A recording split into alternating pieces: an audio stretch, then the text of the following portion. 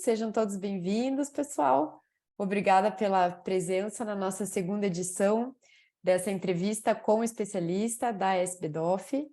É uma alegria ver pessoas aí participando desse momento com a gente. Nosso convidado especial de hoje, que é o Dr. Rodrigo Teixeira. Boa noite, Rodrigo.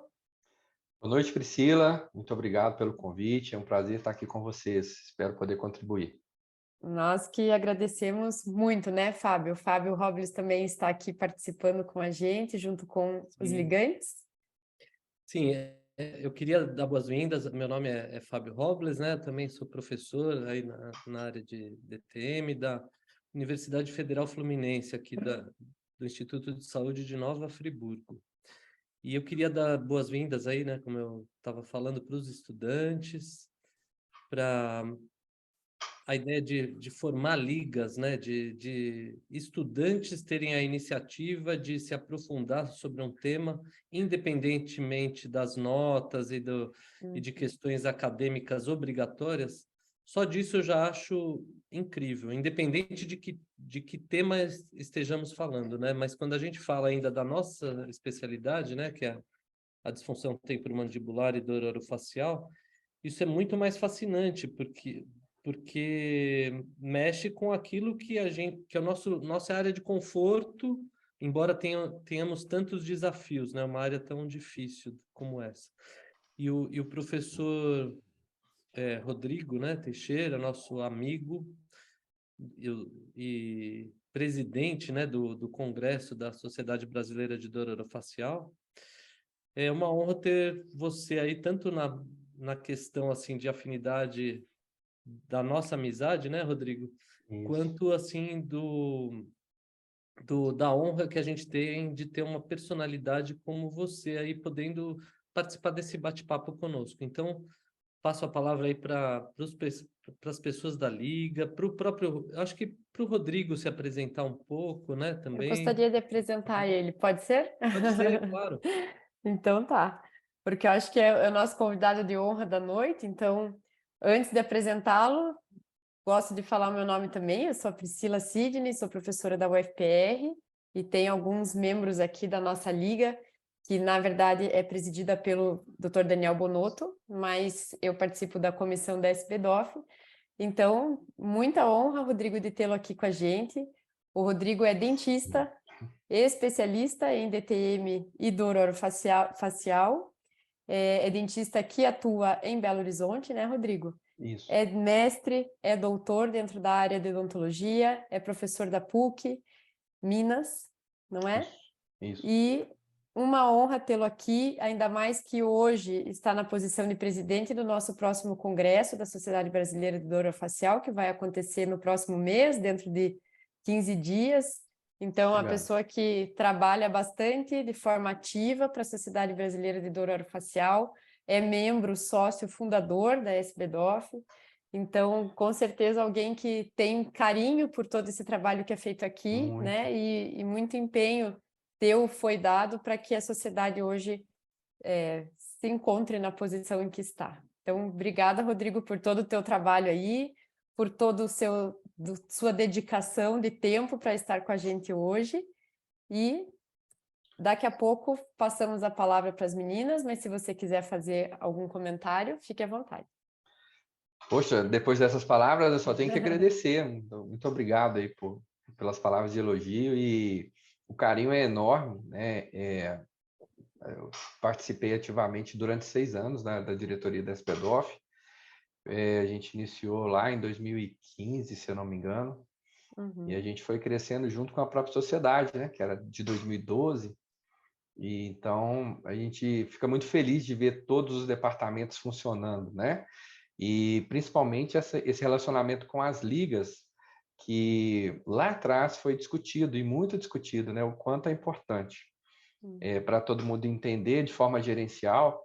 A SBDOF tem como objetivo fazer com que a especialidade e a própria sociedade, né, seja conhecida por todos das áreas afins, né, principalmente da odontologia.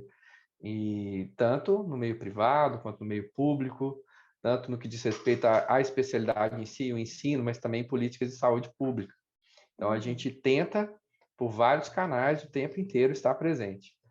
E as ligas é um desses canais, né, onde a gente vai direto ao ponto na faculdade. A faculdade tendo ou não a disciplina, o departamento, se a gente tem a liga, a gente tem uma voz ativa ali dentro, né? Então, é uma sementinha que a gente está plantando ali, né?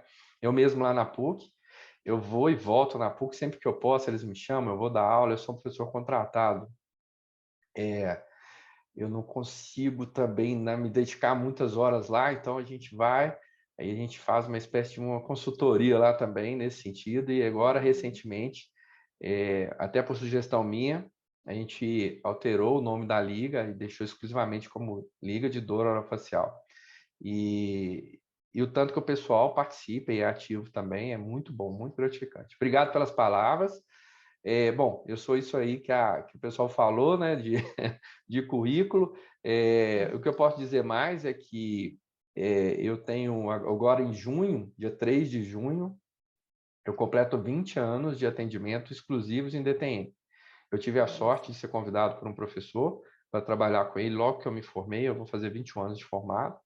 Paralelamente, eu desenvolvi pesquisa clínica na UFMG aqui, em ciências, na parte de genética, de biologia molecular, na faculdade de medicina.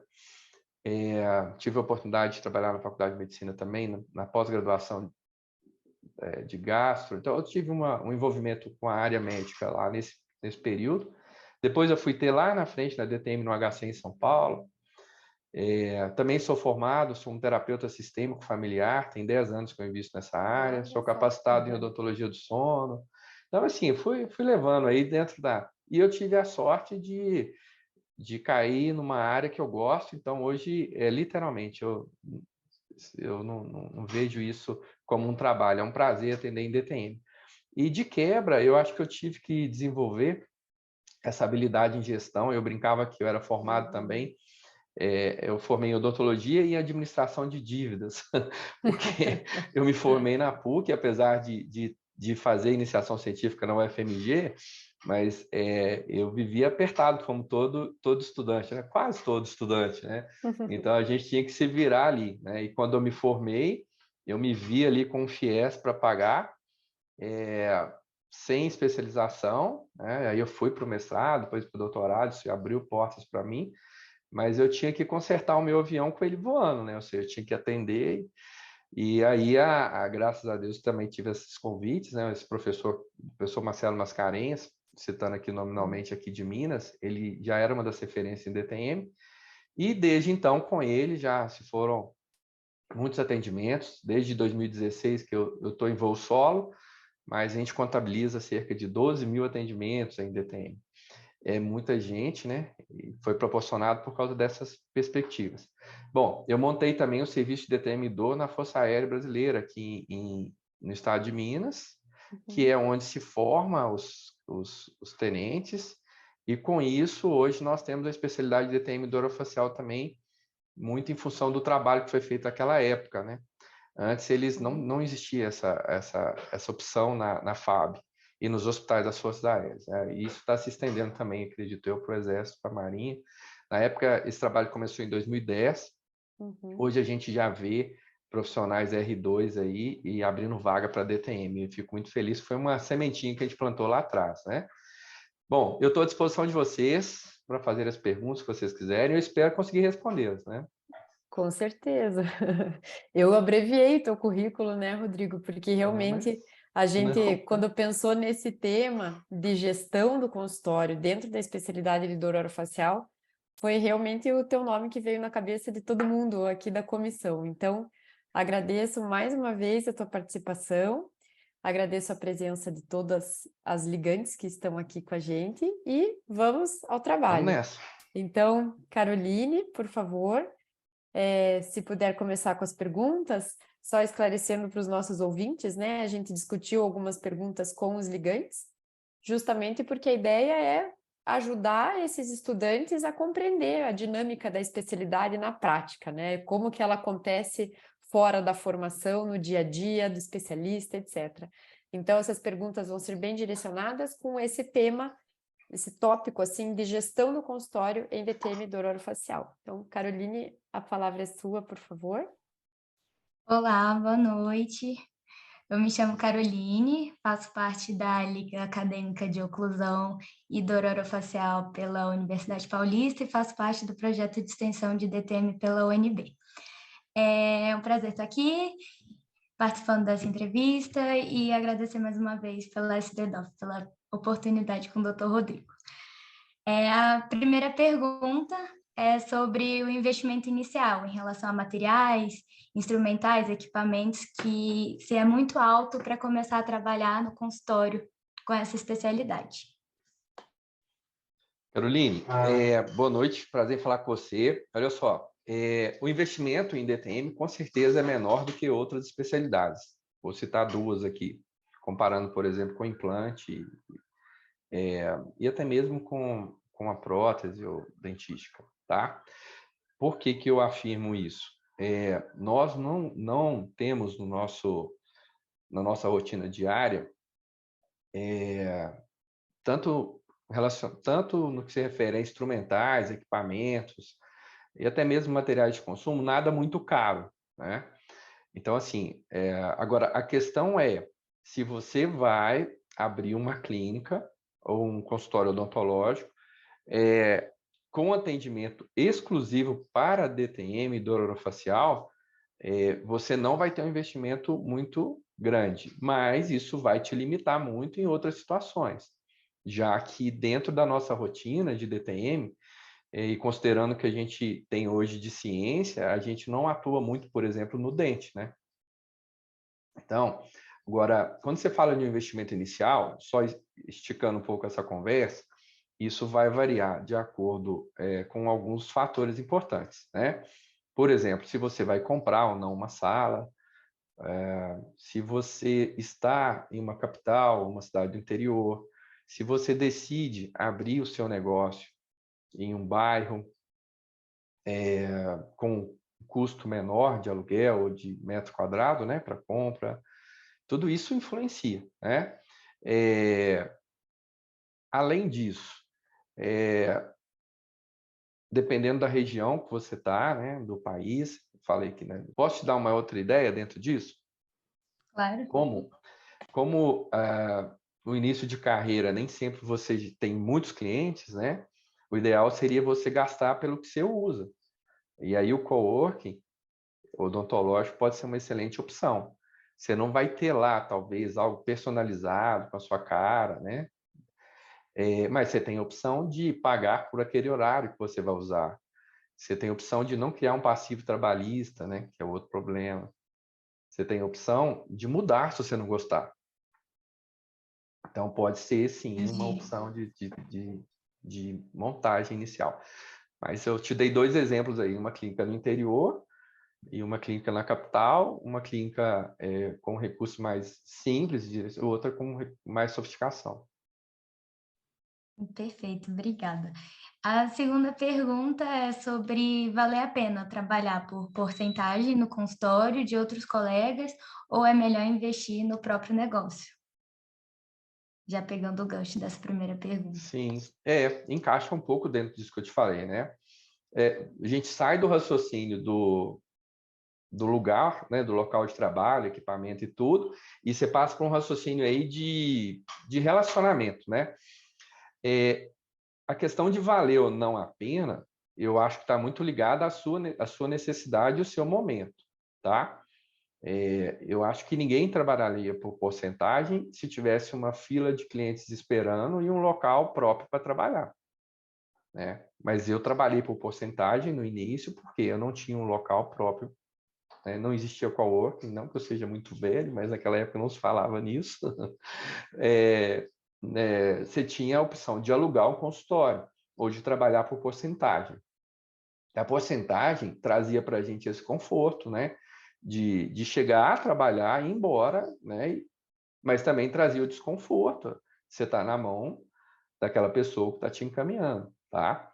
É engraçado que para quem paga sempre é muito e para quem recebe sempre é pouco. Eu acho que isso não mudou ainda, não. Essa é a história. E quando você tem seu negócio próprio, Caroline, igual o meu aqui, eu divido o meu negócio, sabe com quem? Eu divido com o governo federal, com o governo estadual, com o governo municipal, né? Então, hoje, eu tenho uma lucratividade que gira entre 37%, 40%, 42%. É como se eu pagasse 60% para trabalhar, né? E eu tenho um problema. Se eu saio daqui para ir no congresso e fico 3 dias lá em São Paulo, igual eu vou ficar, minha clínica está fechada e eu não tenho ninguém aqui. Meu modelo de trabalho ainda não permite isso. E aí eu vou ter os gastos, os custos dos mesmos, né? Então, isso é muito relativo. Eu acho que no início, quando você está se formando, quando você tem um objetivo ainda de buscar um curso de aperfeiçoamento, especialidade, que você não consegue ainda assumir grandes gastos, você ter essa opção ali de ir lá trabalhar e receber pode ser uma boa. Principalmente se for com alguém que tenha mais experiência profissional que você, né? Na verdade, você pode estar trabalhando, ganhando e aprendendo um pouco mais. Verdade, perfeito. Muito obrigada. Passar a palavra para a Júlia ou para a Priscila. Obrigada. Obrigada, Caroline. Júlia, se puder continuar com as outras perguntas, se apresentar, por favor. Claro. Boa noite. Meu nome é Júlia, eu sou estudante da USP de Bauru e sou presidente da Liga Acadêmica de DTM do Orofacial da FOB. Bom, a minha pergunta é como captar pacientes que não possuem informações sobre a especialidade e, consequentemente, não buscam diretamente o especialista de DTM e do orofacial? Sua pergunta vai direto com o objetivo da SBDOF, né? Assim, vai no mesmo caminho, né? É muito difícil. Você só reconhece o que você conhece, né, Júlia? Então, de certa forma, alguém nessa cadeia tem que saber que existe um especialista em DTM. Mas isso não é o que ocorre, né? Na maior parte das vezes, isso tem melhorado muito, mas as pessoas ainda sofrem por não saber que existe essa especialidade. E isso é um problema, vamos dizer assim, né? É um problema. Então, quando a gente investe na sociedade, aqui puxando a sardinha para o lado da SPDOF, a gente está investindo em um grupo de pessoas que trabalham o tempo inteiro para levar a informação da especialidade para todo mundo, para pacientes e para outros formadores de opinião e também outros profissionais de saúde, né? Aí, a captação desse paciente fica mais efetiva, né? Quando você fala em captar pacientes, eu vou aproveitar para te falar uma coisa talvez mais no sentido qualitativo e não quantitativo, e voltado para a DTM. Nós temos 2 tipos de clientes, na minha opinião. Um é o paciente que está na sua cadeira, você está atendendo, e outro é quem te encaminhou, tá? Os 2 são clientes. Então, quem te encaminhou, na verdade, ele é a galinha dos ovos de ouro ali, ele vai te encaminhar 1, 2, 10. Então, você ter um bom relacionamento com essa pessoa é importantíssimo. Eu digo assim, a importância de se manter ali esse encaminhador informado, se o paciente foi ou não, agradecer pela confiança, né, discutir o caso, e com isso você vai criando ali uma rede de encaminhadores. Eu estava catalogando aqui, ao longo desses 20 anos, eu atingi uns 2.000, acho que foi 2.200 e poucas pessoas que me encaminharam pacientes, pelo menos. Se você pegar que normalmente ficam uns 200, 300 ativos, me dá aí no mínimo 70, 80 encaminhamentos por mês. E eu não consigo atender isso tudo. Você não forma isso com 1 ano de formado, né? Eu estou falando de 20. Estou quase pensando em me aposentar já, né? Mas não. Mas, então, a melhor maneira, eu diria para você, que é ser consistente e criar o seu ciclo de indicações, né? Vai ter um encaminhador seu que vai resolver no meio do caminho encaminhar para outra pessoa, por proximidade, vai ter outro que vai se aposentar, vai ter outro que, enfim, mas sempre vai ter ali uma pessoa te encaminhando pacientes. Bom, o outro cliente encaminhador é o próprio paciente, né? O que vai e melhora. É interessante nesse caso, porque isso também é um indicador de qualidade. Quando eu comecei a controlar isso aqui na clínica, eu percebi que isso estava diretamente ligado à qualidade do atendimento. Hoje eu tenho em torno de 25% a 30% dos encaminhadores ou dos encaminhamentos vindo dos próprios pacientes.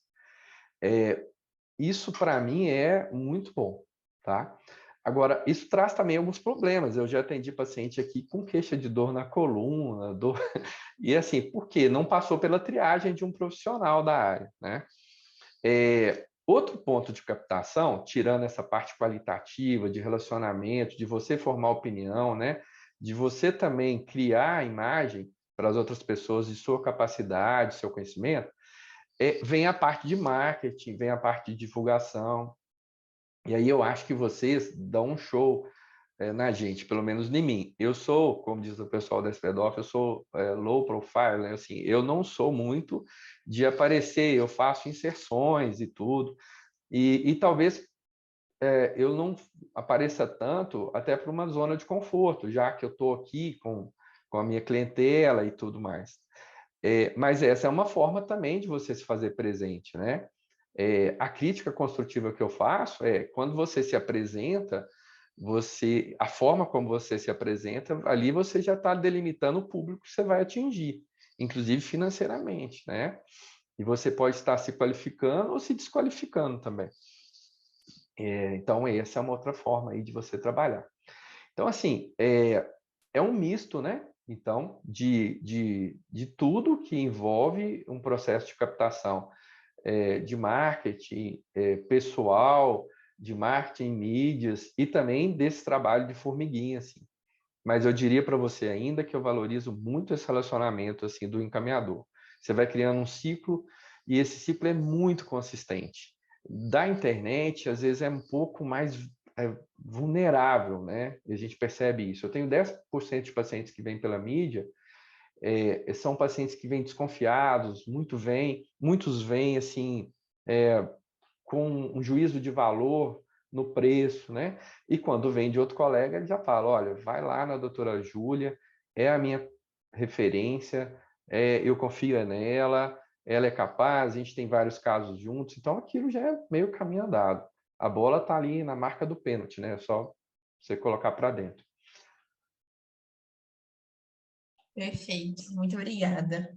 E a outra pergunta é como que é feita a contabilização da hora clínica e, posteriormente, a abordagem do paciente para apresentar o plano e o orçamento dentro da clínica de dor orofacial, uma vez que o paciente não paga exatamente por procedimento nessa especialidade.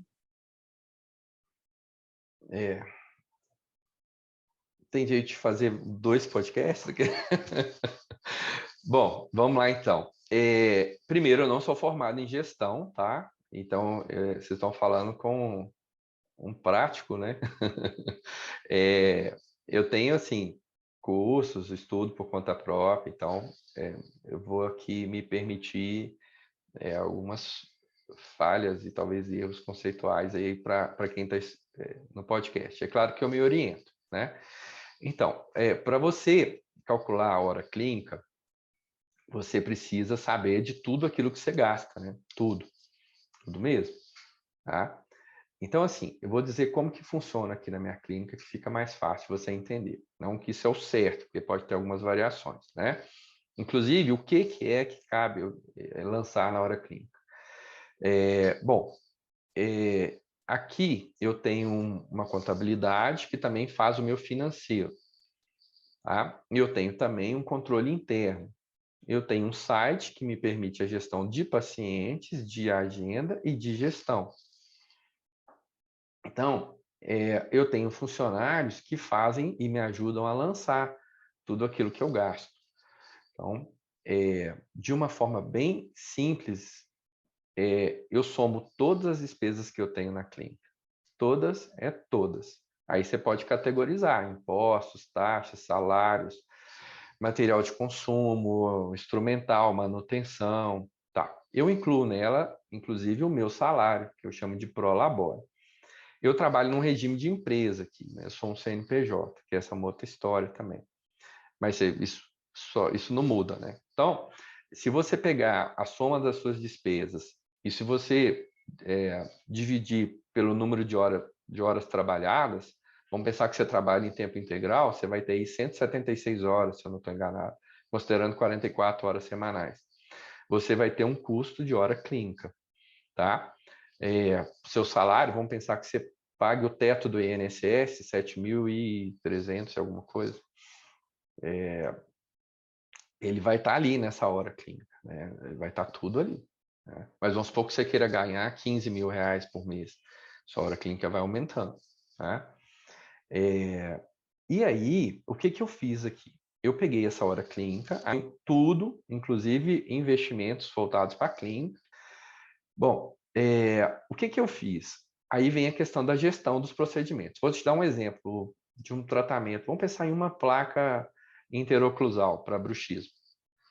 A gente calculou tudo, quanto tempo a gente gasta para ajustar uma placa no paciente. Eu reservo 1 hora.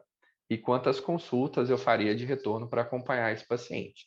Eu tenho 2 situações, onde eu acompanho por 2, na verdade são 3 situações, 4 retornos ou 6, cada um com 30 minutos. Então, se você imaginar que eu gasto 1 hora para ajustar e que eu vou fazer 4 retornos de 30 minutos, eu estou gastando quanto tempo? Me ajuda aí, 3 horas?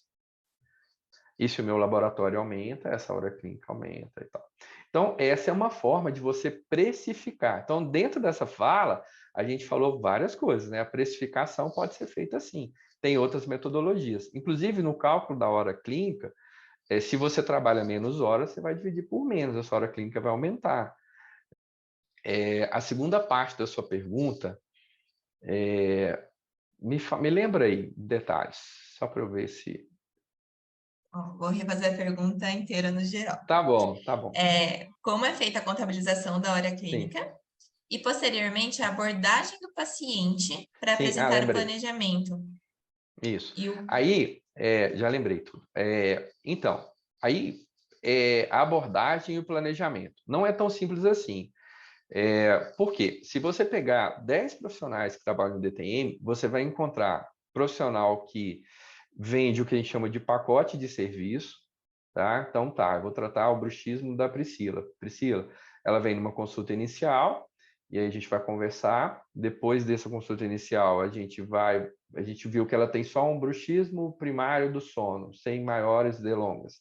E a gente decidiu que a gente vai acompanhar ela com um ajuste, com o uso de uma placa noturna, todas as orientações, e a gente acredita que 4 retornos sejam suficientes após o ajuste da placa. Essa é uma forma de trabalhar. Então, eu posso passar um valor, um custo total. Você vai ter profissionais que vão vender o procedimento. Esse mesmo paciente, ele pode voltar depois com você para fazer uma nova placa, porque desgastou, perdeu na viagem, o cachorrinho mastigou, ficou velha, enfim, o que for. E aí você vai cobrar um tratamento todo de novo? Não, você vai ter que saber a precificação de uma placa para ele, né? E você vai vender aquilo que ele está precisando. Senão você vai dar dando um sobre, um over, também não é legal. Então, tem uma variação, Júlia, da forma de trabalhar em DTM. Essa é uma discussão sem fim, tá? Sem fim nada. Essa é uma discussão bem ativa. Porque vai muito de como você trabalha. Bom, a forma de apresentar que eu encontrei aqui foi essa. Eu tenho planos de tratamento e aí eu tive que adequar uma coisa que é difícil, a ciência com a economia, né? Com o financeiro. E eu tenho risco, porque eu posso planejar tratar a Priscila em 4 retornos e ela pode ter uma dificuldade imensa de adaptação com a placa e isso virar 6 retornos, né? E aí eu vou ter nessa questão talvez não um prejuízo, mas talvez o meu lucro vá embora ali, né? Entendeu? E aí eu vou dar uma desperto e no outro paciente, ao invés de 4, eu faço 2 ou 3, ou então eu atendo mais rápido, aí eu vou perder em qualidade e então não funciona. Então isso é o negócio, tá? O formato de trabalhar em DTM vai variar muito com como você vai escolher trabalhar. Além disso, a gente está falando de um atendimento exclusivo em DTM. Você pode imaginar ainda que no início de carreira, ou o que acontece com a maior parte dos profissionais, eles atendem DTM, mas faz ortodontia, faz prótese, faz dentística, né? Cerca de 11%, segundo uma pesquisa que eu fiz junto com a Juliana e o Rodrigo Wendel, dos especialistas em DTM trabalham só com DTM. Não é um número muito alto, até pela própria dificuldade de vender o tratamento em DTM. Quando você está ali para vender uma faceta, um aparelho ortodôntico, seja um Invisalign, um fixo, um implante, tudo isso fica mais palpável para quem está comprando. Na DTM, não, né? Então, por isso que você já começa a vender o seu trabalho lá na indicação. Aí depois passa abriu a porta da sua clínica, né? Do que o paciente está vendo ali de acolhimento, de conforto. E por fim não, né? Dando continuidade, vai ser na sua consulta, a forma que você aborda, explica, né? Eu marco 1h30 de consulta. Eu respondi? Eu tergiversei? Respondeu sim, muito obrigada. Fábio, quer comentar? Estava de mão Não, levantada? eu ia só, assim, na linha do que o Rodrigo está falando mesmo. Como é difícil, né, Rodrigo, a gente, talvez na odontologia como um todo e principalmente na nossa especialidade, a gente incutir na cabeça do público em geral que eles não estão pagando coisas, e sim um tratamento global que se usam recursos. Se usa o recurso do dispositivo interoclusal, por exemplo, para um tratamento global, e não está se comprando um dispositivo, né? Isso é uma coisa muito difícil, assim, na odontologia, né? Quanto mais eu sou sincero, honesto, direto com o paciente, eu acho que mais eu ganho como dentista.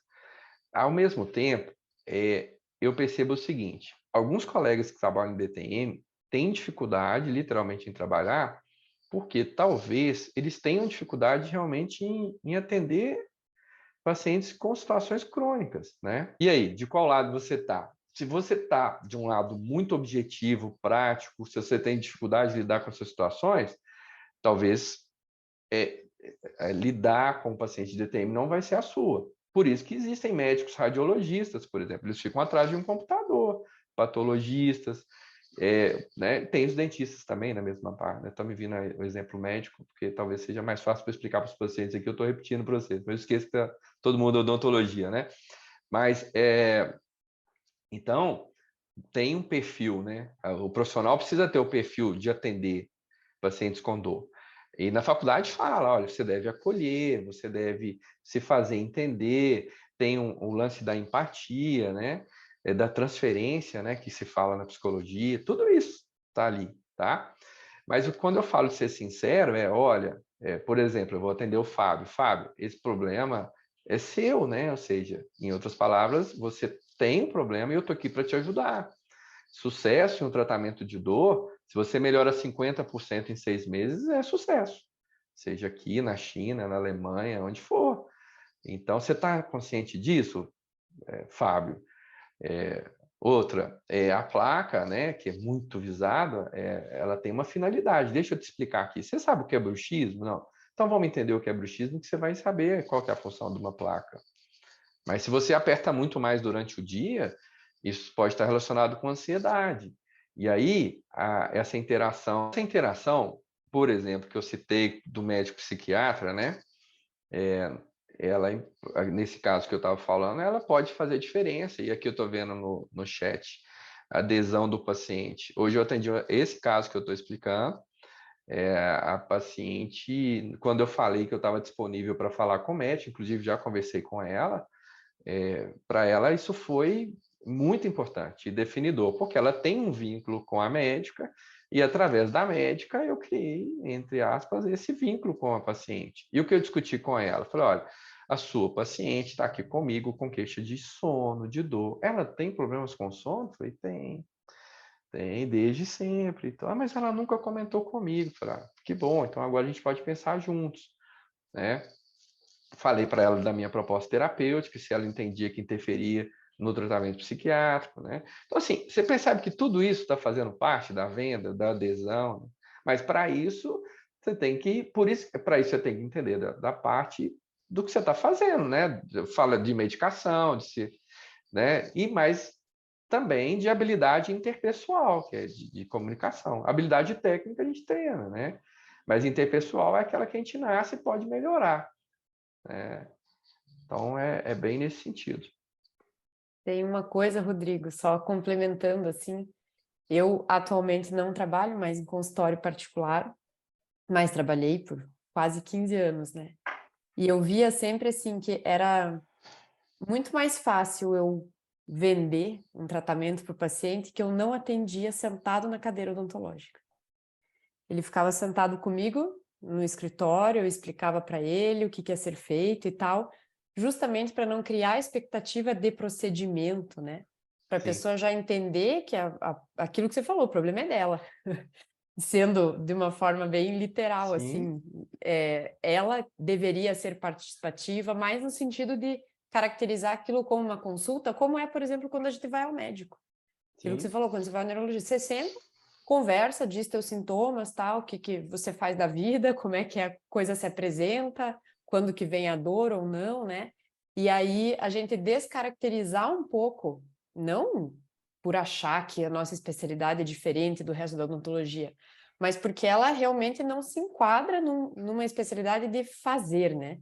De Sim. procedimentos, de intervenções. Então, eu acho que eu vejo até de aluno hoje em dia, essa é a maior dúvida que eles têm, assim, aluno de especialização, e eu sempre Sim. comento isso, olha, eu percebia isso, assim, que ia melhor, a pessoa entendia melhor você não ficar lá sentada, ela deitada e você explicando para ela o que ela tinha que fazer, sendo que ela estava deitada numa cadeira de dentista, né? Por A pessoa não coincidência, entende isso, por né? coincidência é assim que é o meu fluxo. Eu recebo aqui onde eu tô, que é um escritório, Sim, eu examino, depois eu volto para cá. E isso. hoje eu estabeleci que eu não negocio o preço, que eu descobri que eu sou muito ruim, eu fazia tudo de graça, dava desconto, ou seja, eu queria atender e resolver. Então eu treinei alguém para falar disso, tá? Eu treinei alguém para falar, mas dentro do meu conceito de venda, ou seja, aí eu tenho um conceito aqui que eu não coloco o dinheiro à frente, né? Eu tenho um custo, mas eu tenho que saber me valorizar também, né? Isso é interessantíssimo. E outra coisa, além do perfil da pessoa, a nossa profissão, ela tem um perfil mais técnico, mecanicista, imediatista. Então, o porteiro da faculdade já dá ali seus palpites dentro da odontologia, né? O ASB que está vendo você fazer. Então, é mais comum você ir ao dentista e receber um tratamento com início, meio e fim, sair com algo na boca, algo palpável. Na DTM, não. Mas a DTM se assemelha, por exemplo, aos atendimentos de um neurologista, de um médico. Então, por que não? Né? O médico vai, conversa com você, que é um exemplo maior do que um oncologista, né? Quem já teve essas situações aí, né, apertadas de ir no oncologista, eu já tive com meu pai e tudo, ele vai falar com você, olha, o seu problema é esse, é um problema sério, e a gente vai fazer isso, o prognóstico é reservado, e você sai de lá feliz de saber que ele está envolvido com o seu caso. Pronto, entendeu? É isso que você está vendendo, entendeu? A DTM tem esse lado bom. Eu acho que eu vejo isso bom, porque se você tem 400 mil dentistas, você não tem 40 mil que pensam e gostam disso, não. Você pode ter certeza. Por quê? A natureza de quem procura odontologia não é essa, mas depois a gente vai se diferenciando, né? Tanto que a gente vai para a vida acadêmica e dentro das especialidades diversas aí. Mas é apaixonante, né? Porque você vê o paciente melhorar e tudo, é muito. E quando qual que é a adesão? Melhora. Meu último paciente hoje foi uma médica, pneumologista, que é de uma cidade 2 horas e meia de carro daqui de Belo Horizonte, chama Oliveira. Ela pegou o carro, veio aqui para eu fazer um retorno e ela falou, eu volto semana que vem, se você quiser. Eu falei, não, você está bem, então dá para a gente passar um pouco mais. Ou seja, teoricamente, ela é médica, ela podia me ligar, né? Falar, olha, não, estou bem, preciso ir mesmo? Não, quero que você me examine. Não, tá tudo bem. Perfeito. Tinha surgido mais uma pergunta aqui no chat da Tereza, mas acabou que durante a tua fala já respondeu, confirmei aqui com ela. Eu vi. Então, agradeço a pergunta extra, Tereza. É sempre bom a gente ver que uma breve discussão sobre um assunto tão importante assim já vai gerando mais questionamentos, né? Como você falou, Rodrigo, acho que é um assunto que não termina nunca, é uma discussão Não. eterna, no bom sentido. de que Bom cada um sentido. vai ter um jeito, vai ter uma forma, sempre de acordo com a sua possibilidade, com a sua realidade, com sua personalidade. Isso. Priscila, Então, diga, Fábio. só acrescentando uma coisa, corroborando com o que você está falando, ainda mais para nós que somos professores. Uhum, Os estudantes que são das ligas, que estão aqui nesse evento aí online, fazendo essas perguntas, eles se espelham muito nos mestres, né? uhum, No exemplo nosso. Então, acho que a gente tem uma responsabilidade tremenda de passar essa postura, assim, de dizer que é possível a gente fazer uma avaliação não só ligada a procedimentos. Tudo uhum, isso que o Rodrigo pontuou, no campo do ensino, que tem tudo a ver com as ligas, né? Tem tudo a ver com os acadêmicos e tal.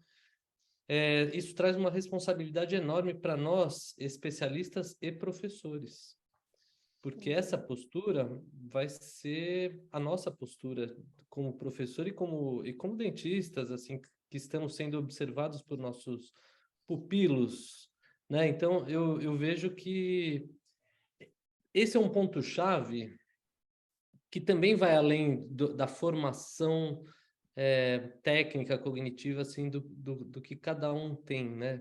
Da formação em termos de conteúdo.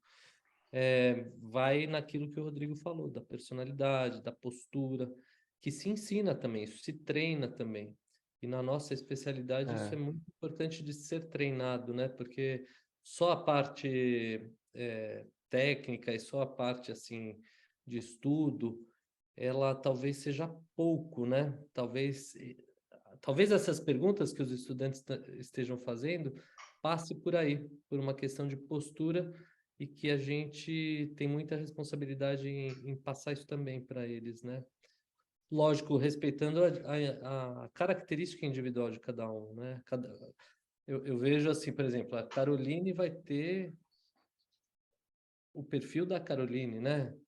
A Júlia da Júlia, a Luana da Luana, a Tereza da Tereza, a Larissa, a outra Luana também. E assim vai, cada um com a sua característica, mas existe uma postura diferenciada. E o Rodrigo falou muito bem, eu acho que o Rodrigo e você, né, Priscila, o paciente ele chega numa cadeira de dentista, ele estranha conversar numa cadeira de dentista, ele está acostumado a sentar lá e que alguém ligue a lâmpada, né, a luz do refletor e que ele abra a boca e que ele seja manipulado. Conversar nesse ambiente, desvincular desse ambiente é um papel nosso também interessante, né? O atendimento, Fábio, indo nessa direção da importância dos professores e chamando a atenção das alunas aí, né? Eu vejo aqui na PUC, uma experiência como professor na prática clínica, o que eu tento passar para eles? Que dentro do atendimento universitário, né, ou público, a gente tem ali algumas dificuldades que são inerentes ao sistema. Mas que, para quem pretende atender em DTM, você teria outros recursos, né, de repente, outras facilidades num ambiente particular, tá? Então, aqui no meu consultório, eu solicito um exame de ressonância, a maior parte dos pacientes tem condição de fazer, o plano cobre. Eu tenho condições de indicar para uma referência em um médico cefaliatra, eles vão. Eu agora mesmo estava conversando um caso de artrite reumatoide com uma reumatologista. Enfim, essa é a parte legal. Então, eles podem olhar para a gente, também, você gosta, mas tudo desse jeito? Aí eu vou falar a mesma coisa que eu falei no início da conversa. Quando eu comecei trabalhando de porcentagem. Então, você vai criando um ambiente melhor para você, à medida que você vai se evoluindo, né? Evoluindo dentro Agora, na faculdade, não vale ficar com essa impressão, às vezes, de que ficou por acabar porque o semestre acabou e tudo. São as limitações ali, né? Então, acho que a gente tem essa importância, a gente tem essa responsabilidade, perdão, de passar isso para o aluno também, né? Assim, calma, aqui a gente tem essa forma, vamos tentar fazer o melhor aqui dentro. Mas lá fora você tem outras possibilidades. Aí você já vai para o aperfeiçoamento, especialização, isso já aumenta um pouco mais, mas também tem as suas restrições, né? E aí, pegando o gancho com a Caroline, Se você trabalha num grande centro, você tem ali um custo e tal, mas você tem a possibilidade de ter tudo a seu dispor. Se você está numa cidade do interior com 20, 30 mil pessoas, você vai ter ali dificuldades, né? Sim. Bom, acho que conseguimos abranger aí a maior parte das dúvidas que tinham surgido. Quero agradecer, se ninguém, né, tem mais nada para comentar, para acrescentar. Agradecer a presença das nossas ligantes, presença do Fábio e principalmente do Dr. Rodrigo aqui com a gente, contribuindo para dissipar essa informação toda que é tão importante, né? Então, agradeço a todas, Caroline e Júlia, por terem se colocado à disposição para fazer as perguntas, né? Às vezes fica o pessoal meio com vergonha, mas vocês foram ótimas. Então, mais uma vez, acho que conseguimos cumprir a missão aí do entrevista com o especialista da SBDOF. Fábio, quer comentar alguma coisa mais? Não, eu também quero, nessa linha do agradecimento, assim, agradecer ao Rodrigo estar aqui. Achei que o Rodrigo foi muito claro, assim, e bastante simples, né, didático, assim, muitas das coisas que ele falou. E desejo que o evento lá do Congresso seja excelente, Rodrigo, estaremos lá. E que os estudantes se envolvam cada vez mais com essas questões. Acho que quanto mais eles têm dúvidas e querem saber, demonstra o interesse deles na especialidade e serão futuros colegas nossos especialistas, né? Eu vejo assim o papel da SBDOF apoiando as ligas. Então, é um canal importantíssimo e eu agradeço você estar fortalecendo a gente nisso também, né, Rodrigo? Estamos todos aí no mesmo barco e que os estudantes se empolguem cada vez mais e usem esses canais também. É isso. Agradecer a Juliana também, né? Tá por aí. A Juliana E a tá aí. Laís Ó, também. vai o meu agradecimento final. Obrigado pelas palavras, Priscila, Fábio, e pelos agradecimentos aqui no chat das meninas, né? E como o tema era gestão, pensem o seguinte: se tem algo dentro da especialidade que atraiu vocês, que vocês estão gostando de lidar com pacientes com DTM, com dor orofacial, imaginem o seguinte: é muito mais fácil você se destacar onde tem menos, né? Assim, então, pensando em termos de gestão, se tem menos dentistas atuando e se você tem potencialmente muitos pacientes, né? Pensa, se você dividir aí a população do Brasil por um número subestimado de 7% aí de necessitados de tratamento, você vai ter aproximadamente 12 mil pessoas precisando de algum tipo de tratamento em algum momento. E você tem aí 1.490 e poucos especialistas, muitos não praticando a especialidade, tá? Então fica a dica, né, como gestão. E procure se cercar de pessoas que entendam de contabilidade, que entendam de parte financeira, que entendam também de recursos, né, pessoais para vocês não contratarem pessoas de forma errada, porque isso também faz parte da gestão. A gestão é um nome que engloba isso tudo, né? Às vezes a gente preocupa mais com o marketing, né? O que você coloca lá na internet só se sustenta se você realmente tiver o produto para vender. Sim. E seja consistente. No mais, eu só tenho a agradecer esse braço da Liga da SBDOF, para mim, é algo de extrema importância e que tem que continuar. E parabéns, viu, Priscila, parabéns, Fábio, e parabéns às meninas aí, e a Juliana, se estiver me escutando aí. Muito obrigada pela presença de todos. Boa noite e Rodrigo, mais uma vez, tua participação foi excelente. Obrigada. Obrigado. E nos vemos numa próxima. Até lá. Tchau, tchau.